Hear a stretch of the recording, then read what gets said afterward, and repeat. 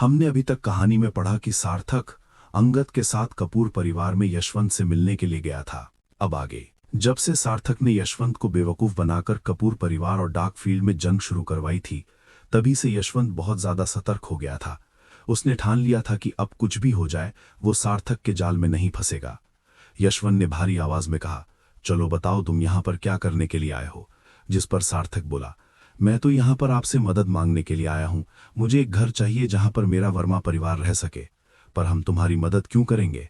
कल तुमने जो किया है, उस हादसे के बाद तुमने हमसे मदद की उम्मीद क्यों रखी?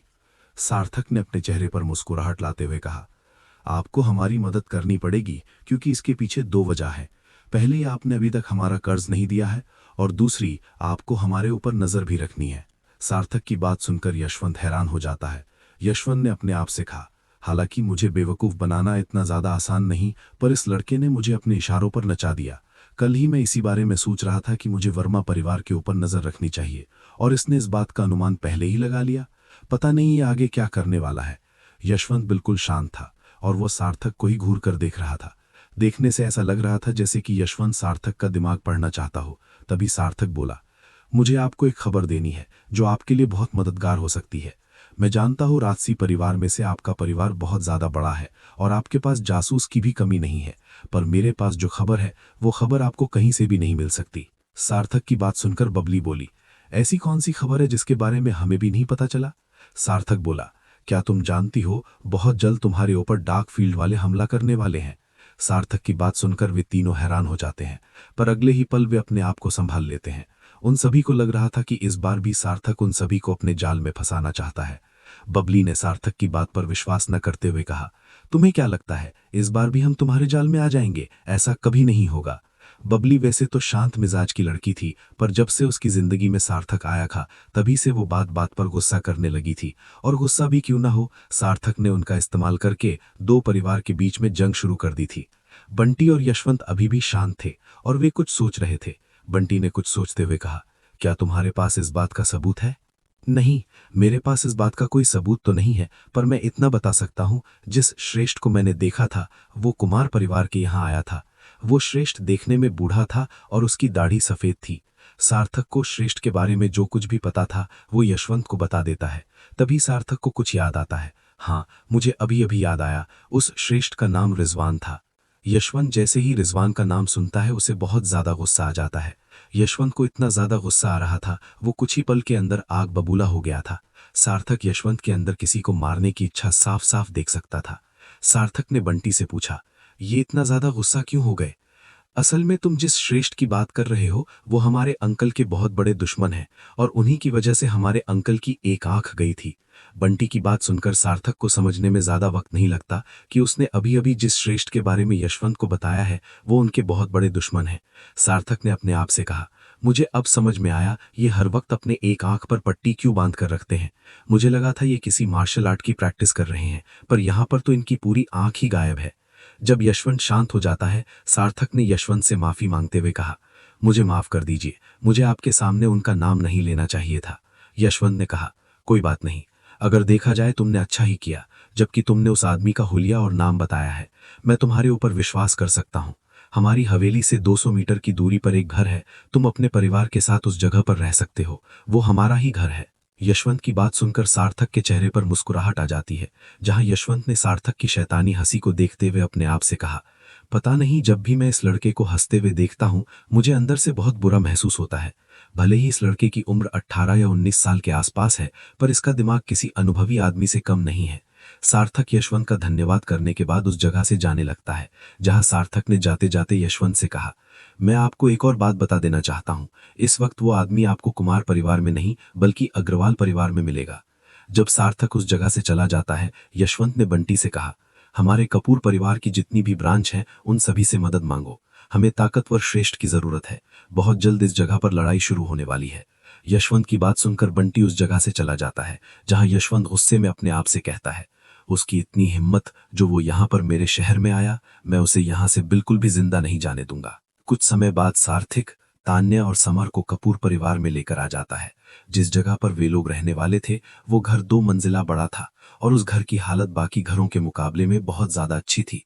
उस जगह पर आने के बाद तान्या और समर बहुत ज्यादा खुश थे और वो दोनों इधर उधर झूम रहे थे। कपूर परिवार के कुछ सिपाही भी इस जगह पर खड़े थे जो आसपास की पहरेदारी कर रहे थे।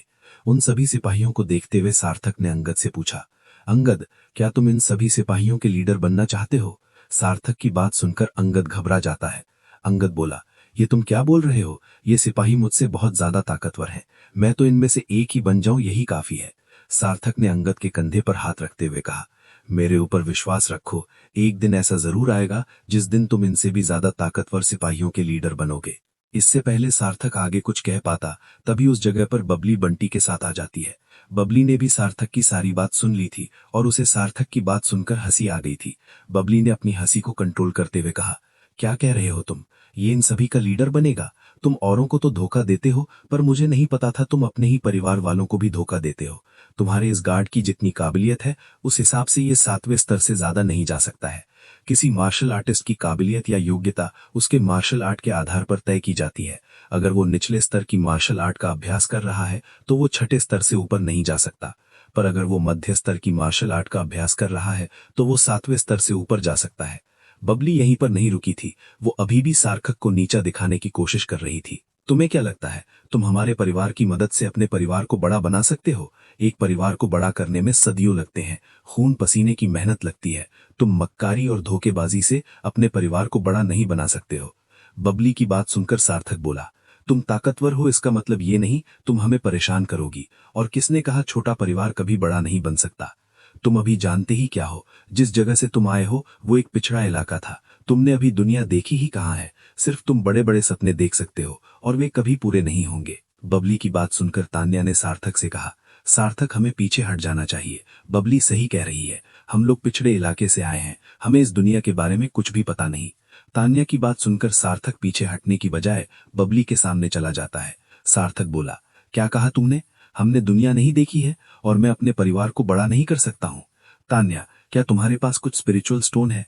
मामले को गंभीर होते हुए देखकर बंटी ने बबली को समझाते हुए कहा, बबली, तुमने कुछ ज्यादा ही बोल दिया है, अब हमें यहाँ से चला जाना चाहिए। पर बबली किसी की भी बात मानने के लिए तैयार नहीं थी, जैसे कि उसने हर शब्द सच कहा हो। और अगर देखा जाए बबली काफी हद तक बिल्कुल सही थी। एक परिवार को बड़ा करने में सदियां लग जाती है, बहुत पीढ़ियां बीत जाती है। और सार्थक बात ऐसे कर रहा था जैसे कि वो आजकल में ही अपने परिवार को बड़ा कर लेगा। सार्थक की बात सुनकर तान्या सार्थक को 400 से भी ज्यादा स्पिरिचुअल स्टोन दे देती है। सार्थक उन सभी स्पिरिचुअल स्टोन को लेने के बाद घर के चारों तरफ भागने लगता है और भागते हुए उन सभी स्पिरिचुअल स्टोन को जगह जगह फेंक रहा था। कुछ ही देर के अंदर सार्थक उन सभी स्पिरिचुअल स्टोन को अपने घर के चारों तरफ फेंक देता है और घर के सामने आकर खड़ा हो जाता है। सार्थक ने बबली की तरफ देखते हुए कहा, क्या तुमने आज से पहले 3रे स्तर की रक्षा फॉर्मेशन के बारे में सुना है? सार्थक की बात सुनकर बबली ने अपने आप से कहा, ये फॉर्मेशन तो दुश्मन से अपने आप को बचाने के लिए काम आती है। मुझे इस फॉर्मेशन के बारे में पता है और इस पूरी सिटी में ये फॉर्मेशन यशवंत अंकल के अलावा किसी को भी नहीं आती है। पर ये मुझसे इस फॉर्मेशन के बारे में क्यों पूछ रहा है? हो, बबली ने सार्थक से पूछा, तुम मुझे इस फॉर्मेशन के बारे में क्यों पूछ रहे हो? सार्थक बोला, अभी बताता हूं। इतना कहने के बाद सार्थक अपने हाथ को जमीन पर रख देता है और फिर कुछ मंत्र बोलने लगता है। जैसे ही सार्थक का मंत्र पूरा होता है, वातावरण में मौजूद एनर्जी घर के आसपास इकट्ठा होने लगती है और फिर देखते ही देखते वो एनर्जी नीले रंग के फीनिक्स का रूप ले लेती है। वो फीनिक्स चील की तरह दिखाई दे रहा था और उसका साइज 12 फुट से भी ज्यादा था। कपूर परिवार से दूर रिजवान एक घर के अंदर बैठकर ध्यान लगा रहा था और अपने आप को ताकतवर बनाने की कोशिश कर रहा था। तभी उसे भी 3रे स्तर की फॉर्मेशन का एहसास होता है। रिजवान ने हैरानी में अपने आप से कहा, यह तो 3रे स्तर की फॉर्मेशन है, क्या इसे यशवंत बना रहा है? नहीं नहीं, ऐसा नहीं हो सकता, उसके पास इतनी ताकत नहीं है, ये फॉर्मेशन तो बहुत ज्यादा ताकतवर है। वहीं यशवंत को भी 3रे स्तर की फॉर्मेशन का एहसास हो गया था। वो जल्दी से खिड़की के बाहर देखता है जहां उसे वही नीले रंग का फीनिक्स दिखाई देता है। यशवंत बोला, ये मेरी वाली फॉर्मेशन कौन बना रहा है? नहीं नहीं, ये फॉर्मेशन तो मेरी वाली से भी बहुत ज्यादा ताकतवर है। रिजवान ने सोम पर्वत से जिस स्टूडेंट को बुलाया था वो भी पहाड़ी के ऊपर से कपूर परिवार पर नजर रख रहा था और उसे भी पहाड़ी पर से वो फीनिक्स साफ साफ दिखाई दे रहा था। ये लड़का वही था जिसने वर्मा परिवार के ऊपर धोखे से हमला करवाया था और फिर तान्या का पीछा करने के लिए लुटेरों को भेजा था। उस लड़के की उम्र 22 साल थी और उसका नाम बिलाल था। बिलाल भी उस फीनिक्स को देखकर समझ गया था कि ये तीसरे स्तर की फॉर्मेशन है।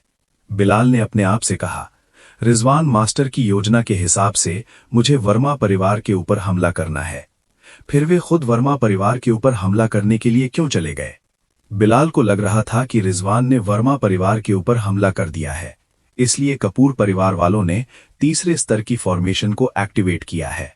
इधर वो फीनिक्स जमीन के अंदर चला जाता है और फिर कुछ सेकंड के अंदर पूरे घर के चारों तरफ एक परत बन जाती है। देखने से ऐसा लग रहा था जैसे कि एक बड़े से नीले रंग के बुलबुले ने पूरे घर को अपने अंदर समा लिया हो। उस फॉर्मेशन को बनाने के बाद सार्थक बबली के पास जाने लगता है, जहां बबली ने सार्थक से पूछा, तुमने ये सब कैसे किया? पर सार्थक बबली के इस सवाल का कोई जवाब नहीं देता है और बबली को क्रॉस करता हुआ तान्या के पास चला जाता है। तान्या के पास जाने के बाद सार्थक ने तान्या के सामने झुकते हुए कहा, मिस, मैंने हमारे घर के चारों तरफ तीसरे स्तर की फॉर्मेशन लगाई है, पर मुझे लगता है ये फॉर्मेशन बहुत ज्यादा कमजोर है। हमें 5वें स्तर की फॉर्मेशन लगानी होगी, पर इसके लिए हमें बहुत ज्यादा स्पिरिचुअल स्टोन चाहिए। जैसे ही बंटी और बबली सार्थक की बात सुनते हैं, वे दोनों बहुत ज्यादा हैरान हो जाते हैं। बंटी ने अपने आप से कहा, क्या इसने अभी 5वें स्तर की फॉर्मेशन के बारे में बात की? पर ऐसा कैसे हो सकता है? इसको 5वें स्तर की फॉर्मेशन बनानी कैसे आती है? हमारे यशवंत अंकल भी तीसरे स्तर की फॉर्मेशन को बना सकते हैं और ये कह रहा है कि वो 5वें स्तर की फॉर्मेशन को भी बना सकता है। बबली ने भी हैरानी में अपने आप से कहा, हमारे 7 राजसी परिवार में भी बहुत कम लोग ऐसे हैं जिन्हें 5वें स्तर की फॉर्मेशन बनानी आती है, और ये ऐसे कह रहा है जैसे 5वीं स्तर की फॉर्मेशन बनाना बच्चों का खेल हो। बंटी और बबली की नजर सार्थक पर से हटने की नाम ही नहीं ले रही थी। वे दोनों हैरानी में सार्थक को देख रहे थे। सार्थक अभी भी तान्या के सामने झुका हुआ था, जहां तान्या ने नाटक करते हुए कहा, आज तो मैं तुम्हें माफ कर देती हूं, पर आज के बाद बिना पूछे इतने ज्यादा स्पिरिचुअल स्टोन खर्च मत करना। और रही बात फॉर्मेशन की, हमारे लिए तीसरे स्तर की फॉर्मेशन ही काफी है। इतना कहने के बाद तान्या अपने घर की ओर जाने लगती है, जहां सार्थक, अंगद और समर तान्या के पीछे पीछे जाने लगते हैं। वे दोनों अभी भी भूत बनकर सार्थक को देख रहे थे, क्योंकि आज उन्होंने कुछ ऐसा देख लिया था जो उन्होंने कभी अपने सपने में भी नहीं सोचा था। बबली ने अपने आप से कहा, लगता है ये लड़का हमें दोबारा से बेवकूफ बनाने की कोशिश कर रहा है। 5वें स्तर की फॉर्मेशन बनाना इतना ज्यादा आसान भी नहीं है। अभी बबली अपनी ही सोच में गुम थी, तभी वहां पर यशवंत आ जाता है। यशवंत को इतना तो समझ में आ गया था कि इस फॉर्मेशन को वर्मा परिवार में से किसी एक ने बनाया है, पर यशवंत को यह समझ में नहीं आया था कि वर्मा परिवार में से किसने इस फॉर्मेशन को बनाया है। यशवंत ने उस जगह पर आने के बाद हैरानी में कहा, इतने छोटे परिवार के पास इतनी अच्छी योग्यता कैसे हो सकती है? यशवंत जल्दबाजी में बंटी के पास आता है और उससे कहता है, इस फॉर्मेशन को किसने बनाया? जिस पर बंटी बोला, इस फॉर्मेशन को वर्मा परिवार के सलाहकार सार्थक ने बनाया है। बंटी की बात सुनकर यशवंत हैरान हो जाता है। यशवंत ने अपने आप से कहा, मैं इतना बुढ़ा हो गया फिर भी मैं तीसरे स्तर की फॉर्मेशन बना पाता हूं, और ये लड़का इतना ज्यादा जवान है फिर भी इसने मुझसे अच्छी फॉर्मेशन बना ली। यशवंत ने बंटी से कहा, वर्मा परिवार से कहो मैं उनसे मिलना चाहता हूं। इतना कहने के बाद यशवंत उस जगह से चला जाता है जहां कुछ समय बाद सार्थक यशवंत से मिलने के लिए आ जाता है। सार्थक को देखकर यशवंत बोला, सार्थक भाई क्या तुम आ गए? यशवंत की बात सुनकर सार्थक यशवंत के सामने वाली चेयर पर बैठ जाता है। उस जगह पर बंटी और बबली भी मौजूद थे। बंटी ने अपने आप से कहा, लगता है यशवंत अंकल सार्थक को मार्शल आर्टिस्ट मानने लगे हैं, तभी तो वो सार्थक को भाई कहकर पुकार रहे हैं। सार्थक बोला, बड़े भाई को मेरा नमस्कार। क्या आप मुझे बता सकते हैं कि आपने मुझे क्यों बुलाया? ये बात तो तुम भी जानते हो, तुम्हारे अंदर योग्यता दूसरे लोगों के मुकाबले में काफी ज्यादा है और तुम 5वें स्तर की फॉर्मेशन भी बना सकते हो। फिर तुम क्यों एक छोटे से परिवार के सलाहकार बने बैठे हो? अगर तुम हमारे परिवार में आने के लिए मान जाते हो तो हम तुम्हें एक अच्छा पद देंगे। सार्थक यशवंत की बात शांति से सुन रहा था, पर उसके चेहरे पर हल्की मुस्कुराहट थी। कोई भी उसे देखकर नहीं बता सकता था कि उसके मन में क्या चल रहा है। यशवंत की पूरी बात सुनने के बाद सार्थक बोला, अच्छा, तो आपने हमें यहाँ पर इसलिए बुलाया है ताकि मैं आपके परिवार में आ जाऊं और फिर आपके परिवार के लिए काम करूं? हाँ बिल्कुल, मैं यही चाहता हूं कि तुम हमारे परिवार के लिए काम करो। हम तुम्हें कोई आम पद नहीं देंगे, बल्कि हमारे परिवार में आने के बाद तुम हमारे परिवार के श्रेष्ठ भी बन सकते हो। यहाँ तक कि हमारे परिवार के मुखिया भी तुम्हारे साथ अच्छे से बर्ताव करेंगे। जैसे ही बंटी और बबली यशवंत की बात सुनते हैं, वे दोनों बहुत ज्यादा हैरान हो जाते हैं। बबली ने चिल्लाते हुए यशवंत से कहा, अंकल, आप ऐसा कैसे कर सकते हैं? श्रेष्ठ का पद हमारे परिवार में बहुत ज्यादा बड़ा है। एक तो ये बाहर से है और ऊपर से इसके पास इतनी ताकत भी नहीं जो ये हमारे परिवार का श्रेष्ठ बन सके। और आप इसकी उम्र तो देखो, ये तो हमसे भी कम उम्र का है। बबली की बात सुनकर यशवंत अपने हाथ को खड़ा करते हुए बबली को चुप करा देता है और खुद सार्थक से कहता है, छोटे भाई, तुमने क्या सोचा? क्या तुम हमारे परिवार में आने के लिए तैयार हो?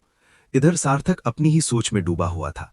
सार्थक ने अपने आप से कहा, मैं जानता था ऐसा कुछ हो सकता है। अगर आप मार्शल आर्ट की दुनिया में 5वें स्तर की फॉर्मेशन को बना सकते हैं तो आपकी बहुत ज्यादा इज्जत की जाएगी। यहां तक कि सभी राजसी परिवार भी आपकी इज्जत करेंगे। कुछ देर सोचने के बाद सार्थक ने कहा, ठीक है, मैं आपकी बात मानने के लिए तैयार हूं, पर आपको मेरी एक बात माननी पड़ेगी। यशवंत बोला, ठीक है, मुझे बताओ तुम क्या चाहते हो? ये लड़की जो आपके साइड में खड़ी है, मैं चाहता हूं ये मेरे लिए एक कप चाय लेकर आए और फिर पानी से मेरे पैर धोए। सार्थक की बात सुनकर बबली बौखला जाती है। बबली ने गुस्से में कहा, तुम्हारी इतनी ज्यादा हिम्मत, तुमने ऐसा सोच भी कैसे लिया? मैं तुम्हारे पैर धोने के लिए मान जाऊंगी? मैं ऐसा कभी नहीं करूंगी। यशवंत ने बबली को चुप कराते हुए कहा, चुप हो जाओ, ये ऐसा कभी नहीं करने वाला, ये तुम्हारे साथ मजाक कर रहा है। सार्थक ने कहा, बड़े भाई, आप तो बहुत ज्यादा समझदार हो, मैं ऐसा नहीं करने वाला। मेरे पास वर्मा परिवार है और अब उनके पास एक घर भी है। मैं चाहता हूं वे खुशी खुशी अपनी जिंदगी जिएं। यशवंत सार्थक की बात समझ जाता है।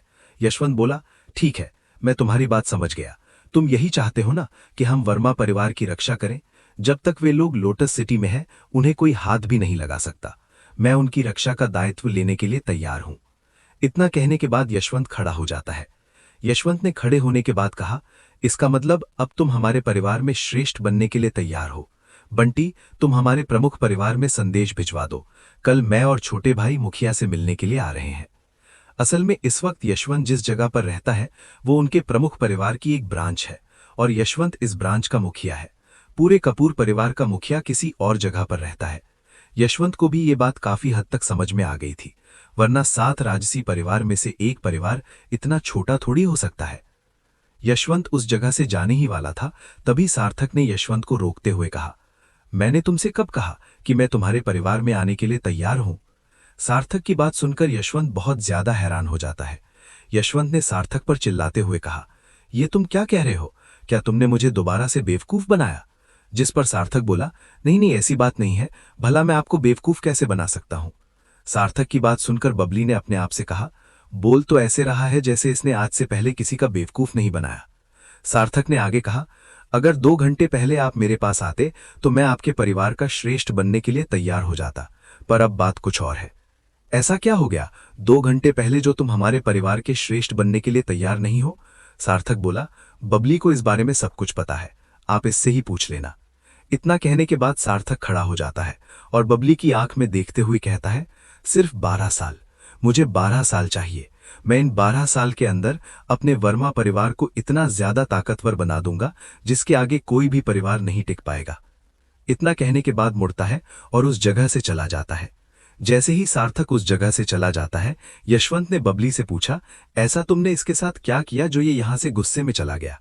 यशवंत को ये तो समझ में आ गया था कि सार्थक किसी बात के लिए गुस्सा है, इसलिए उसने बबली से इस बारे में पूछा था, जहां बबली ने भी यशवंत को सारी बात बता देती है कि कैसे उसने सार्थक की बेइज्जती की थी और उसके परिवार को नीचा दिखाया था।